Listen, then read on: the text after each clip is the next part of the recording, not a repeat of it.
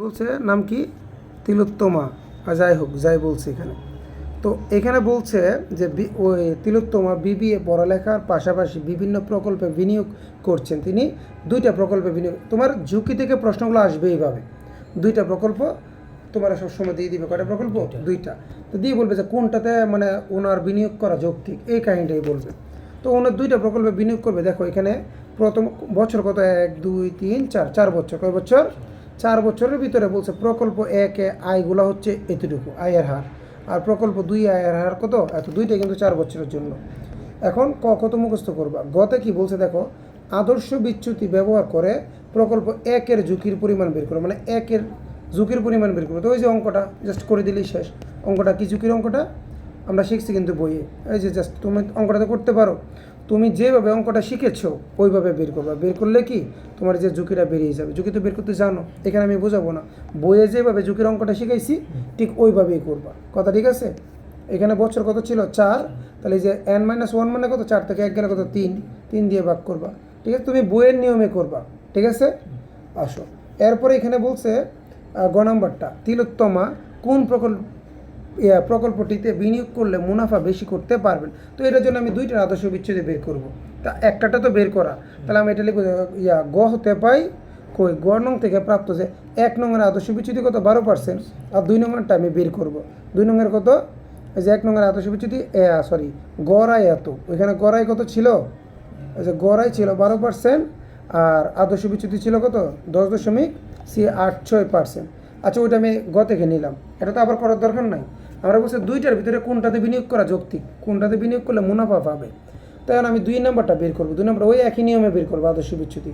আদর্শ বিচ্যুতি বের করার পরে এই যে দেখেন এটারও আদর্শ বিচ্যুতি বের করলাম। দেখা যাচ্ছে এটার আদর্শ বিচ্যুতি কত? 9.83%। এখন আমরা বলবো লক্ষণীয় যে প্রকল্প 2 অপেক্ষা প্রকল্প 1-এর আদর্শ বিচ্যুতি কি বেশি বা ঝুঁকির পরিমাণ বেশি।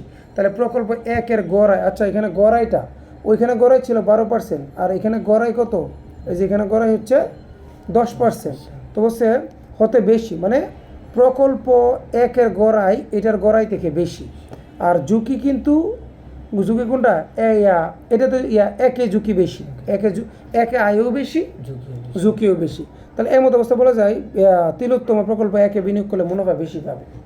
কথাটি মানে যেখানে ঝুঁকি বেশি ওইখানে কিন্তু লাভ বেশি, আর যেখানে ঝুঁকি কম সেখানে কি লাভ কম। এখন আমরা দুইটা জিনিস দেখবো, একটা হচ্ছে আদর্শ বিচ্যুতি এটার কম ওইটার বেশি, তার মানে ওইটাতে ঝুঁকি বেশি। আর একটা এদিকে দেখাবো গড় আয়, তাহলে এখানে গড় আয় 10%, ওখানে গড় আয় 12%, তার মানে কি ওইটাতে কি হবে? আমার ঝুঁকি বেশি, ওইটাতে মুনাফা বেশি। তার মানে একে যদি আমার কি করে ইনভেস্ট করে তাহলে ওইখানে কি লাভবান। সবগুলো অঙ্ক আমার এক নিয়মে আসবে, একবারে সবগুলো অঙ্ক।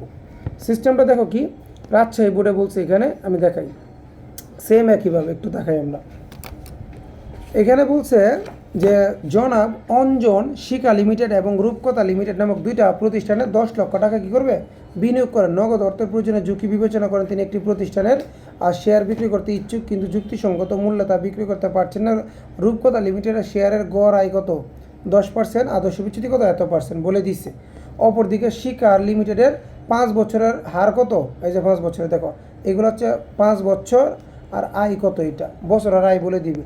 তো এখানে আমি গতে যাই যে জনাব অঞ্জন কোন ধরনের ঝুঁকির সম্মুখীন হয়েছেন। আমরা যদি গ নম্বরটা একটু পড়ি, এখানে কিন্তু দেখো উদ্দীপকে জনাব অঞ্জন তারল্য ঝুঁকির সম্মুখীন হয়েছেন। তারল্য ঝুঁকিটা কি এটা একটু পড়ি। কথা কিন্তু খুব এরকম কথার অঙ্ক খুব কম আসবে, আগের অঙ্কটা যেভাবে করছি ওইভাবে আসবে। তারপর এটা আমি একটু বুঝাই দিই যে বিনিয়োগকারী শেয়ার, বন্ড বা ডিভেঞ্জার ইত্যাদি যুক্তিসঙ্গত মূল্যে নগদে রূপান্তর করতে না পারলে তারল্য ঝুঁকির সৃষ্টি হয়। কী বলছে?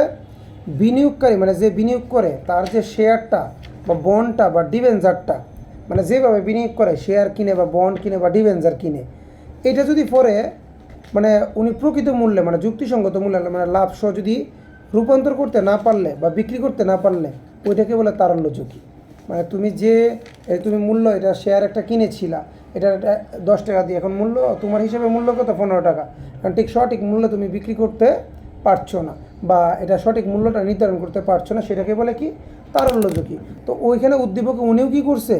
জনাব অঞ্জন শিঙ্কা লিমিটেড এবং রূপকথা লিমিটেড নামক দুইটা প্রতিষ্ঠান থেকে শেয়ার ক্রয় করছে। করার পরে নগদ অর্থের প্রয়োজনে ঝুঁকি বিবেচনা করে তিনি প্রতিষ্ঠানের শেয়ার বিক্রি করতে চাইলেও যুক্তিসঙ্গত বিক্রয় মূল্য করতে পারছেন না, কারণ সেকেন্ডারি বা মাধ্যমিক বাজারে অনেক শেয়ার ক্রেতা থাকলেও শেয়ারের মূল্য হ্রাসজনিত হবে না, শেয়ারের মূল্য ওঠানামা করে। ওঠানামা করার কারণে যুক্তিসঙ্গত মূল্যে শেয়ারটা বিক্রি হচ্ছে না, সুতরাং বলা যায় কি উনি তারল্য ঝুঁকিতে ভুগছে। তাহলে এইটা কিন্তু একবার করলেও হয়ে যায়।